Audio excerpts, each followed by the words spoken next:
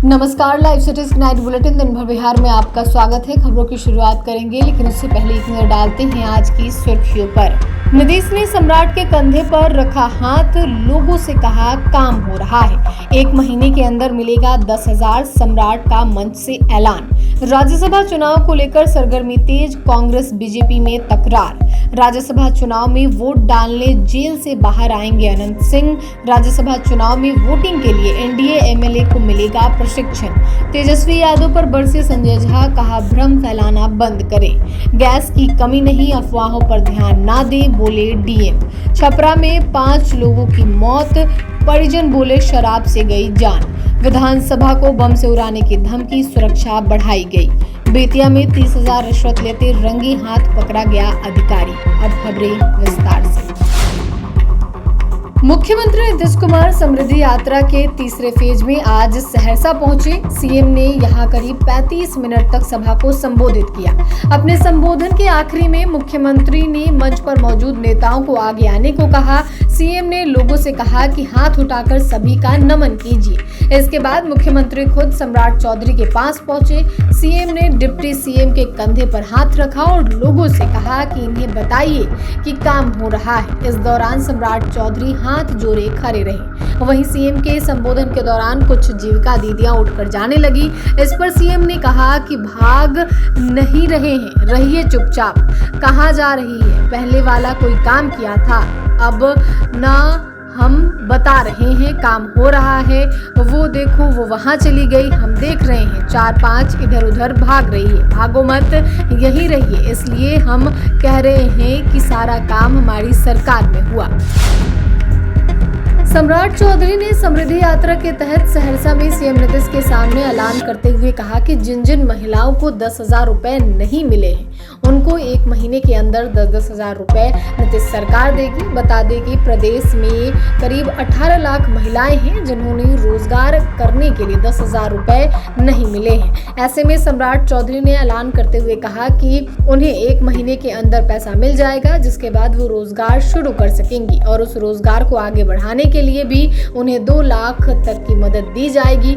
आगे deputy CM सम्राट चौधरी ने कहा कि नीतीश कुमार जी ने बिहार में जितना विकास किया है वो देश में किसी सरकार ने नहीं किया। नीतीश कुमार जी के नेतृत्व में बिहार में सरकार चल रही है, कल भी उन्हीं के नेतृत्व में बिहार सरकार चलेगी, मैं आपको इसका विश्वास दिलाता हूँ।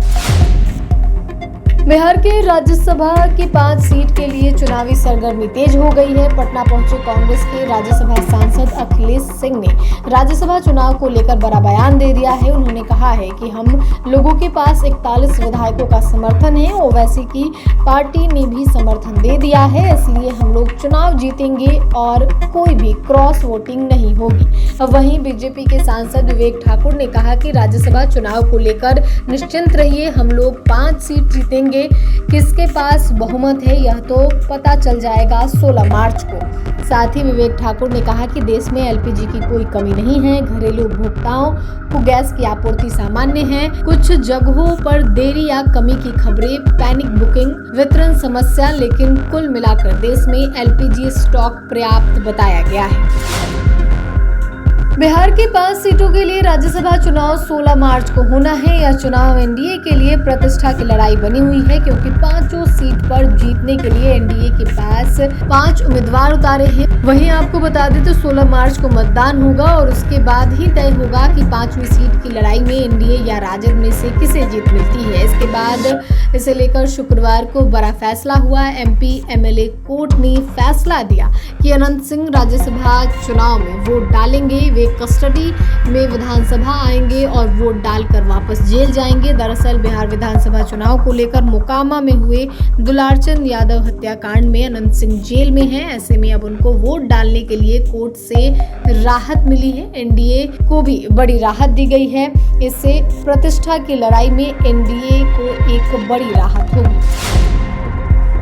पटना में आगामी राज्यसभा चुनाव को लेकर एनडीए ने अपनी रणनीति को अंतिम रूप देना शुरू कर दिया है। इसी कड़ी में एनडीए विधायक मंडल दल की अहम बैठक उप मुख्यमंत्री सम्राट चौधरी के आवास पर हुई। बैठक में गठबंधन के सभी घटक दलों के विधायक शामिल हुए। वहीं अब 14 मार्च को विधायकों की बैठक उपेंद्र कुशवाहा के आवास पर आयोजित होगी, जहां वोटिंग प्रक्रिया को लेकर फिर से प्रशिक्षण दिया जाएगा। इसके अगले दिन 15 मार्च को जेडीयू कोटे के मंत्री विजय चौधरी के आवास पर भी विधायकों की बैठक बुलाई गई है। इसके साथ ही सभी विधायकों को निर्देशित किया गया है कि वे चुनाव तक पटना में ही रहें और किसी को भी पटना से बाहर नहीं जाना है। विपक्ष की ओर से एक सीट जीतने के दावे को लेकर चर्चा हुई और विधायकों को सतर्क रहने की सलाह दी गई। बैठक में बताया गया कि राज्यसभा चुनाव का मतदान प्रक्रिया सामान्य चुनाव से अलग होता है, इसलिए सभी विधायकों को विशेष रूप से प्रशिक्षण दिया जा रहा है। जेडीयू के कार्यकारी अध्यक्ष संजय झा ने पटना एयरपोर्ट पर पत्रकारों से बातचीत में स्पष्ट किया कि देश में पेट्रोलियम उत्पादों की कोई किल्लत नहीं है। उन्होंने केंद्रीय पेट्रोलियम मंत्री हरदीप सिंह पुरी और प्रधानमंत्री नरेंद्र मोदी के हवाले से कहा कि सरकार पूरी स्थिति पर नजर रखे हुए है और कालाबाजारी करने वालों के खिलाफ सख्त कार्रवाई की जाएगी। इसके साथ ही उन्होंने तेजस्वी यादव और विपक्षी नेताओं द्वारा फैलाई जा रही अफवाहों पर तीखी प्रतिक्रिया दी। जेडीयू के कद्दावर नेता और कार्यकारी अध्यक्ष संजय झा ने पेट्रोलियम पदार्थों की किल्लत की खबरों को सिरे से खारिज कर दिया। उन्होंने कहा कि देश में पेट्रोल, डीजल और एलपीजी गैस का पर्याप्त भंडारण मौजूद है। संजय झा के अनुसार कुछ लोग जानबूझकर समाज में डर का माहौल पैदा कर रहे हैं ताकि कालाबाजारी को बढ़ावा मिल सके, लेकिन सरकार ऐसी किसी भी साजिश को सफल नहीं होने देगी।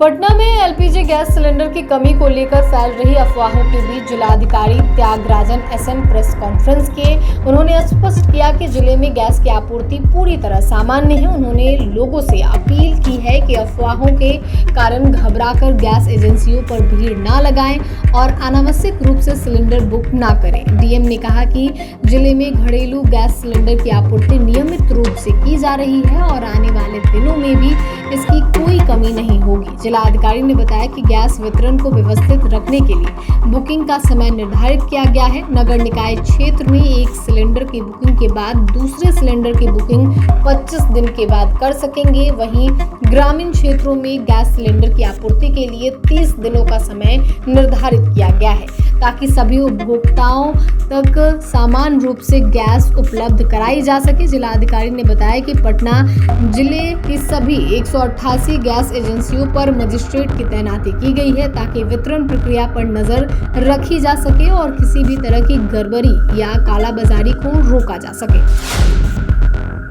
सारण जिले में संदिग्ध रूप से जहरीली शराब पीने से मौत की घटनाओं को लेकर स्थिति गंभीर होती जा रही है। अलग अलग थाना क्षेत्रों में अब तक 5 लोगों की मौत हो चुकी है, जबकि 4 लोगों की आंखों की रोशनी प्रभावित होने के कारण उनका इलाज सदर अस्पताल में चल रहा है। वहीं कई अन्य लोग निजी क्लिनिकों में उपचार करा रहे हैं। हालांकि जिला प्रशासन ने अब तक किसी भी मौत को जहरीली शराब पीने होने की आधिकारिक पुष्टि नहीं की है। इस मामले में सारण के जिलाधिकारी वैभव श्रीवास्तव ने बताया कि अब तक जहरीली शराब से किसी की मौत की आधिकारिक पुष्टि नहीं हुई है। उन्होंने कहा है कि संतोष महतो की मौत बीमारी के कारण हुई, जबकि दुबौली निवासी धर्मेंद्र राय की मौत पटना में इलाज के दौरान हुई। जिलाधिकारी ने बताया कि स्वजन शराब जैसे कुछ पीने की बात कह रहे हैं। शव का पोस्टमार्टम कराया गया है तथा विसरा को फॉरेंसिक जांच के लिए सुरक्षित रखा गया है। रिपोर्ट आने के बाद ही मौत के वास्तविक कारण का पता चल सकेगा। प्रशासन ने